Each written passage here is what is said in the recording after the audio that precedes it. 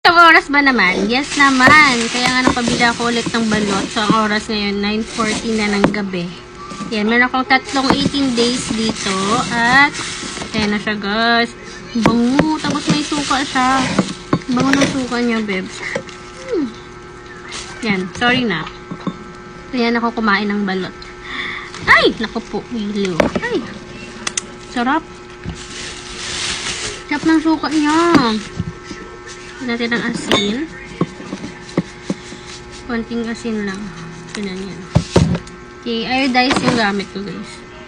Ito yung gusto ko to. Medyo malaki yung balot niya.